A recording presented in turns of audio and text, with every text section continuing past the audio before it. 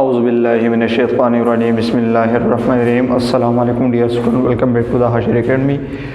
په ننني لیکچر کې مونږ د فرست ایئر د بایولوژي پاغه کې چې کوم اولنې چپټر دی پای کې د سیل بایولوژي یو څو ټیکنیکس دي دغه په اړه کې خبره کوو چې مطلب په سیل بایولوژي کې کم ټیکنیکس استعمالي کې او د دې ټیکنیک استعمال مونږ د کم مقصد لپاره کوو. ټیک ده، نو دغه ټیکنیکس په اړه کې خبره کوو. ټیک ده، اول خبر خو راځي د مایکروسکوپ باره کې راځي. نو څنګه چې موږ ته پته ده چې سیل سری او د هغې سایز خو ډېر زیات وړوکی دی، دومره وړوکی دی چې هغه موږ ته په نیکډ آی باندې په نظر باندې نه راځي. نو د هغې د غټولو لپاره مطلب چې هغه موږ ته کلیر په نظر باندې نه شي، د هغې لپاره موږ څه استعمالوو؟ مایکروسکوپ استعمالوو. صحیح شو؟ نو په دې کې اولنی ټیکنیک چې کوم موږ وایو نو هغه څه دی؟ هغه مایکروسکوپي ده. صحیح شو؟ نو مایکروسکوپي څه ته ویل کېږي؟ مایکروسکوپ is used to examine small object. مثال په تور باندې سیلز چې کله مونږ د سمال ابجیکټس د ایگزامینیشن لپاره څه استعمالو؟ مایکروسکوپ استعمالو. نو دې ټیکنیک ته مونږ څه وایو؟ دې ته ویل کېږي مایکروسکوپي. د سمال ابجیکټو د ایگزامینیشن لپاره د هغې د ابزرویشن لپاره چې کله مونږ څه کوو؟ مایکروسکوپ استعمالو. نو دغه ټیکنیک ته مونږ څه وایو؟ دې ته ویل کېږي مایکروسکوپي. دې ته ویل کېږي. ټیک شو؟ بل examination of these minute objects depend on the magnification power of microscope. وسو د سمال object مایکروسکوپ موږ استعمالو د دې لپاره چې دا کم سمال object چې موږ ته په نظر باندې کلیر راشي. نو د دې مطلب دا چې دا مایکروسکوپ د object څخه دا غټي دا څه کوي؟ دا غټي. نو دا ایگزامینیشن هم ډیپند کوي په څه باندې؟ د مایکروسکوپ په میگنیفیکیشن پاور باندې ډیپند کوي چې د مایکروسکوپ په میگنیفیکیشن پاور سره هغه څومره دی. صحیح شو؟ نو ظاهره خبر ده که د مایکروسکوپ میگنیفیکیشن پاور سره هغه سیوای نو ابجیکټس په موږ ته غټ په نظر باندې راځي. که فرض کړه هغې پاور سره هغه کمی نو هغه به موږ ته هغه واړه واړه په نظر باندې راځي. صحیح شو؟ خو دا ډیپند کوي چې کوم مایکروسکوپ موږ استعمالو. اوس خو د مایکروسکوپ میگنیفیکیشن پاور موږ معلومو څنګه؟ نو د هغې لپاره اهمه خبره دا ده چې اول موږ مایکروسکوپ کې دا کم لینزونه چې په دې کې لګېدلي د دې په باره کې موږ ته نالېږي. صحیح شو؟ نو مایکروسکوپ has two convex lenses. په دې کې څه؟ په دې کې دوه convex lenses. convex lens به تاسو پېژنئ، په فزیکس کې به تاسو ویلی. صحیح شو؟ یو هغه لینس و کوم چې په آی پیس کې یو هغه لینس و کوم چې په کوم ځای کې؟ په آی پیس کې. هغې ته موږ څه وایو؟ آی پیس لینس هغې ته ویلی کېږي. او یو په کوم ځای کې؟ یو ته موږ وایو ابجیکټیو لینس. کوم چې سټیج ته څه هغه نږدې د مایکروسکوپ چې کوم سټیج دی هغې ته چې نږدې هغې ته موږ څه وایو؟ هغې ته ویلی کېږي ابجیکټیو لینس. نو یو آی پیس والا دی او یو څه والا دی؟ یو سټیج والا دی. ټیک شو؟ دا دوه لینزونه دي په دې کې. اوس خو د دې دوو لینزونو په مدد سره څه کېږي؟ produce magnified image of small object. د دې دوو لینزونو په وجه باندې دا کم سمال object چې کم دی نو دا د دې سایز څه کېږي؟ هغه غټېږي، یا د دې امیج څه کېږي؟ هغه غټېږي. صحیح شو؟ نو دلته کې دوه ټرم زموږ سره راځي په مایکروسکوپ کې. یو ته موږ څه وایو؟ میگنیفیکیشن ویلی کېږي او بل ته څه ویلی کېږي؟ ریزولوشن ویلی کېږي. اوس دا دوه ټرمز پېژنو چې دا څه ته ویلی کېږي. ټیک ده؟ میگنیفیکیشن مطلب دا دی که نه چې کله مونږ د یو امیج سایز څه کړو هغه مونږ انلارج کړو، هغه مونږ څه کړو هغه مونږ غټ کړو د مایکروسکوپ په مدد سره. نو دې ته څه ویلی کېږي؟ دې ته ویلی کېږي میگنیفیکیشن. چې کله مونږ د مایکروسکوپ په مدد سره د یو ابجیکټ د امیج څه کړو دا مونږ غټ کړو، دا مونږ څه کړو؟ دا مونږ غټ کړو. نو دې ته څه ویلی کېږي؟ دې ته ویلی کېږي میگنیفیکیشن. صحیح شو؟ بل دی زموږ سره څو ریزولوشن و. نو ریزولوشن څه ته ویلی کېږي؟ د ابیلیټي ټو ډسټنګویش کلوز ابجیکټ از بینګ سیپریټډ فرام ون ان ادر. زموږ سره ابجیکټس دي. ټیک شو؟ او هغه سره هغه ډېر زیات واړه واړه دي او مونږ د مایکروسکوپ په مرسته سره دا ګورو او دا دوه چې کوم کلوز ابجیکټ دي دا مونږ د یو بل نه څه کوو؟ دا مونږ جدا کوو. چې کله مونږ سمال ابجیکټس دی او هغه سره هغه یو ځای دی او د مایکروسکوپ په مرسته سره مونږ دا د یو بل نه څه کوو؟ دا مونږ جدا کوو چې دا ابجیکټ سره دا جدا جدا دي. نو دې پراپرټي ته مونږ څه وایو؟ دې ته ویلی کېږي ریزولوشن. دې ته څه ویلی کېږي؟ ریزولوشن. نو مایکروسکوپ دوه کارونه کوي. یو خو دا میگنیفیکیشن کوي، مطلب دا کم سمال ابجیکټ چې کوم دی د دې سایز څه کوي؟ انلارج کوي. او بل دی دا کار کوي د ریزولوشن کوي، مطلب کوم چې کلوز ابجیکټ دی هغه کلوز ابجیکټ هم جدا کوي او مونږ ته هر یو څه جدا جدا شو کوي. صحیح شو؟ بل خبره که مونږ دلته کې د یو لیډ مایکروسکوپ دی یو نیکډ آی دی که فرض کوم د دې ریزولوشن پاور وګورو د دې ریزولوشن پاور څومره دی نو خبرې اساته د لیډ مایکروسکوپ او ریزولوشن پاور څومره دی هغه د 250 نانومیټر دی مطلب که فرض کا دوه آبجیکټ سي او هغه د 250 نانومیټر په فاصله باندې سي هغه د بل سره راته نو دا لیډ مایکروسکوپ هغه د بل څخه کول شي هغه جدا کول شي صحیح شو دغه شن کوم هیومن آی ته وګورو نو کوم چې نیکډ آی د هغه ریزولوشن پاور څومره دی هغه 0.1 ملي میټر دی مطلب که 1 ملي میټر ډیسټنس پورې سي دا پراته نږدې دی ول سره نو دا آی سکه زونګه د دې بل نه جدا کول شي ټیک شو نو یو په دې کې سره غل مینیفیکیشن چې مطلب لکه یو آبجیکټ سو د خپل چې کوم نارمل سایز د هغه سایز نه سره غټول دی ته میګنیفیکیشن ویل کېږي او ریزولوشن چې کله کلوز آبجیکټ او د مایکروسکوپ په مل سره دمګه دی ګنده سکو دمګه جدا کوم دی سوال کېږي ریزولوشن او د څه شو د دې اگزامپل شو وسو میګنیفیکیشن اف آبجیکټ پر سره برابرۍ یعنی مایکروسکوپ د څنګه غټي او یا به مونږه د مایکروسکوپ د میګنیفیکیشن پاور د څنګه معلومو نو دا غي د پردا فارموله ده د آی پیس لینز چې کوم میګنیفیکیشن پاور دی هغه به موږ ملټیپلای کول چا سره د ابجیکټیو لینز چې کوم میګنیفیکیشن پاور دی دا غي سره به موږ ملټیپلای کوو زوم سره به سره شي زوم سره به د مایکروسکوپ میګنیفیکیشن پاور راشي لکه مثال په تور باندې کوم وای د آی پیس چې کوم مطلب میګنیفیکیشن پاور دی هغه څونه دی هغه 10 ټایم دی هغه سره هغه 10 ټایم دی او د ابجیکټیو لینز هغه سره هغه 10 ټایم دی نو د دې مایکروسکوپ دغه میګنیفیکیشن پاور څونه راځي نو به دې چلو کو چې د آی پیس دا کم میګنیفیکیشن پاور دی او د ابجیکټیو لینز دا به یو بل سره ملټیپلای کوو زوم سره بسره شي زوم سره به د مایکروسکوپ میګنیفیکیشن پاور راشي صحیح شو نو بسره راځي 10 ملټیپلای بای 10 بسونه راځي 100 ټایم راځي مطلب دا مایکروسکوپ یو ابجیکټو 100 ټایم سکول شي دا 100 ټایم پورې به دا سکول شي دا غټول شي صحیح شو نو دا سره په دې فارموله باندې موږ دا معلومو ټیک شو بل یو دوه اگزامپل اساس په کتاب کې نور ورکړي دي او دا د ام سی کیوز لپاره یا ساتي چې د لیډ مایکروسکوپ چې کوم میګنیفیکیشن پاور دی هغه څومره دی هغه زم سره دی د 1000 نو غل د 2000 ټایمز پورې دی مطلب کفرس کا یو ابجیکټ سونه هغه زم سره 1 ملي میټر او یا زم سره سونه هغه 1 سنټي میټر او هغه موږ په لیډ مایکروسکوپ باندې سکو هغه موږ ګورو نه د دې سایز لیډ مایکروسکوپ موږ د څومره خي هغه به یا 1000 سنټي میټر خي او یا 2000 سنټي میټر نو د خپل کم چې اکچوال سایز دی دا غي نه د دې ایمیج سکو هغه کو د قشان کم چې زم سره ترانسمیشن الکترون مایکروسکوپ ته ترانسمیشن الکترون مایکروسکوپ transmission electron microscope और नदी चिकम magnification power देने होगा सोना देगा 1 million times they सोना दे 1 million times they नुदा देवो जमाने बिल्कुल द स्मॉल ऑब्जेक्ट्स ने दागी दा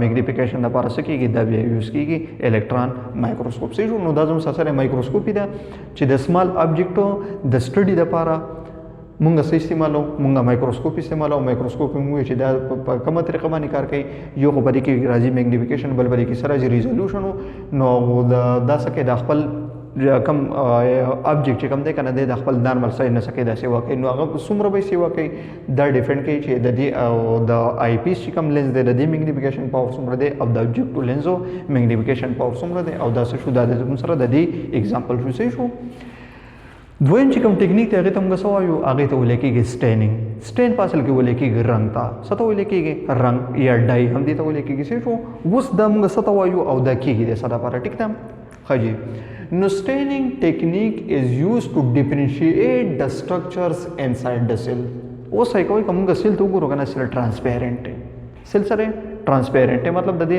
लाइट सकी का पास की वो चिकल ददी लाइट पास की नुंग तब संग पता लगी यार पदे के माइटोकॉन्ड्रिया पकम से किदा गाल्जी एपरेटस पकम से किदे एंडोप्लाज्मिक रेटिकुलम पकम से किदे प्लास्टिड्स पदे के पकम से किदे राइबोसोम पदे के पकम से किदे मुंग तब संग पता लगी नु ददी द मतलब چې دم د په نظر باندې شي انډر مایکروسکوپ نو دا غي د پر موږ د یو ټیکنیک استعمالو دي تاسو لیکيږي سټینینګ دي ته ولیکيږي صحیح شو نو په دې کې څه استعماليږي ډیفرنٹ ډایز ار یوز ان order to increase the magnification power of microscope په دې کې ډایز څه کې استعمالي کې مختلف قسم رنگونه کلرز په دې کې څه کې استعمالي کې او دا د سیل او یا د ټیشو لسو په دې باندې اپلای کوي د سره لپاره چې په دې کې د کم په دې سیل کې دنه یا په دې ټیشو کې دنه کم هم سیلی پارټس هغه ته انډر مایکروسکوپ کلیر په نظر باندې شي صحیح شو نو دا په سره کې څه کوي د مایکروسکوپ چې کوم میګنیفیکیشن پاور دی دا څه کوي دا څه واقعي چې ابجیکټس مونږ ته کلیر په نظر باندې شي صحیح شو په اصل کې سټینینګ کې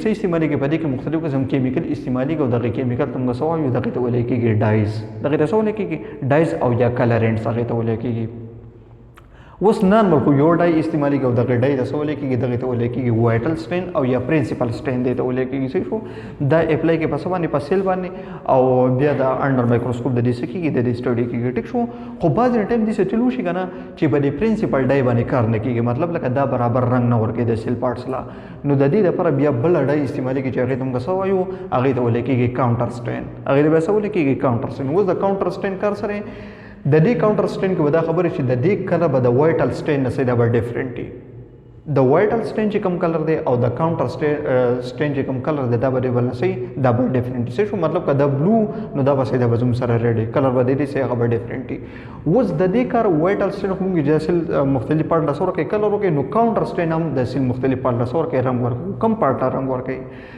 not color by vital strain هغه پارټس له دا رنگ ورکې یا هغه پارت له دا کلر ورکې چې هغه پارټس لا د وایټل سټین کلر نه ورکړای په خبره بنځان وکړي وایټل سټین سره پر سیمه کې چې سیل مختلف پارټس موږ سره کو کلر ورکو خو بعض ټیم کې د سچلو شي د سیل هر یو پارټ لا د وایټل سټین کلر نشي ورکولای نو د دې لپاره بیا څه استعمالېږي د دې لپاره بیا بل سټین استعمالېږي چې هغه ته سوال کې کاونټر سټین او کاونټر سټین استعمالېږي د دې لپاره چې کم پارټس له د وایټل سټین کلر نه ورکړي چې هغه پارټ له سو کلر ورکي کاونټر سټین د لسور کې د لا کلر ورکې صحیح شو او کلر باندې دې سه هغه مختلفي دلته کې اگزامپل ساس په کورس کې ورکړي لکه مثال په تور باندې انیلین سلفیټو د زوم سره دا یو ډای ده د دې چې کم فائنل کلر هغه سره هغه یلو ده او دا د کم سیل د کم پارت د کلر د پر استعمالېږي د لیګنین لپاره د سره لپاره د لیګنین لپاره لیګنین مو ته پته ده په کم ځای کې کو په سیلوال کې کنه صحیح شو نو د لیګنین لپاره بل د سره ایوډین سولوشن نو د ایوډین سولوشن چې کوم فائنل کلر دی هغه سره هغه بلو بلیک دی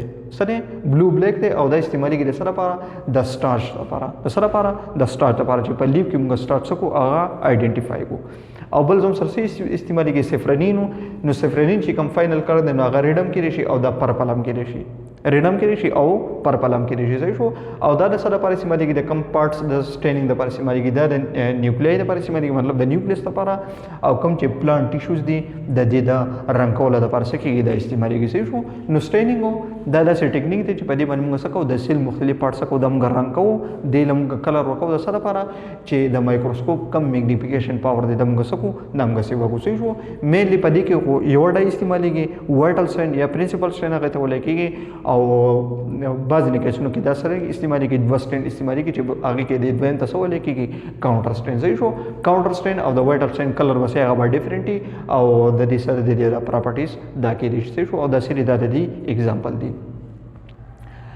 دریم چې کوم دی هغه تم غسو وایو هغه ته ولې کېږي سنټریفیوګیشن موږ ته پته را د سیل سټرکچر خو موږ په ډیټیل سره و چې په دې کې مختلف قسم پارټس مختلف قسم ارګانیلز په دې کې څه کېږي اوبرې کوم دی کېږي اوس موږ دا غواړو چې د سیل نه د مختلف پارټس یا مختلف ارګانیلز څخه د موږ جدا کو د موږ څه کو د دې موږ جدا کو نو د دې سیل نه د مختلف پارټ جدا کولو لپاره د دې لپاره څه استعمالېږي یو ټیکنیک استعمالي کو دغه ټیکنیک ته څه ولې کېږي دغه ته ولې کېږي سنټریفیوګیشن دی ته ولې کېږي سنټریفیوګیشن دی ته ولې کېږي او یا دې ته څه ولې کېږي سیل فریکشنیشن هم دیته ولې کېږي سنټریفیوګیشن او یا سیل فریکشنیشن دیته ولې کېږي ټیک شو و د دې کار سره دا څه چل کوي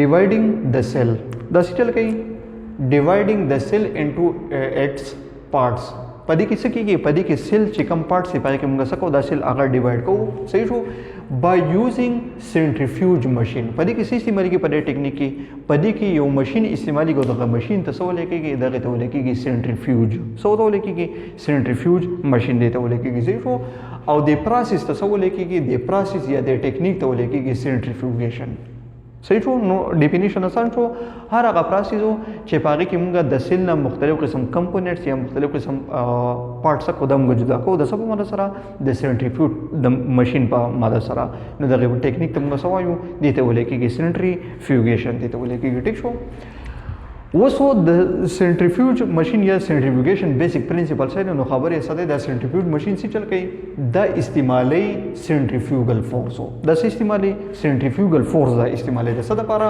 to separate the fractions of the cell according to their size and density د سنټریفیوج ماشين د څه چل کوي کنه دا د سنټریفیوګل فورس په مدار سره د سیل چې کوم کمپوننټس دي دا د سایز او د ډینسټي په بیس باندې څه کوي د بل نه جدا کوي.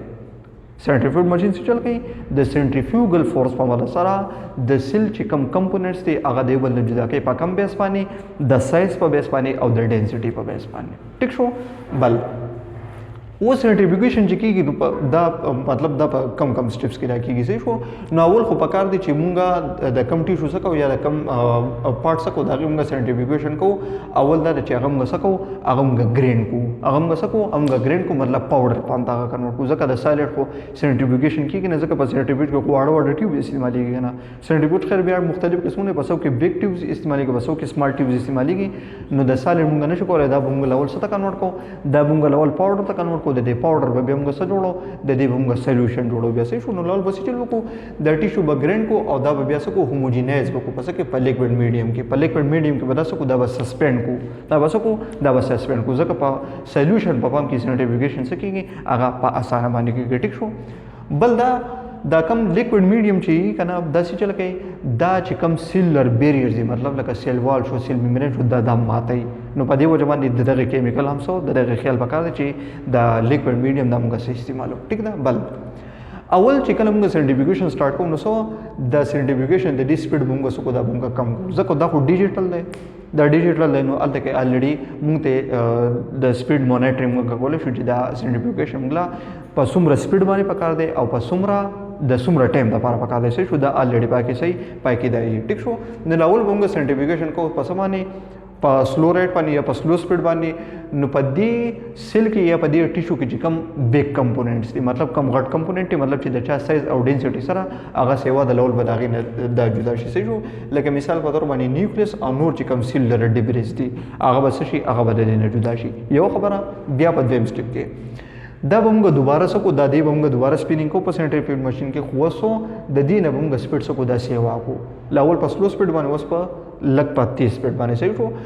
نو د دې سره بس کې کم چې انټرمیډیټ سایز والا ارګانیلیز دي یا سره پارټس هغه بل دي نه جدا شي. لکه مثال په تور باندې سو مایټوکانډریا او سو پلاسترز دا بل دي نه جدا شي. صحیح شو.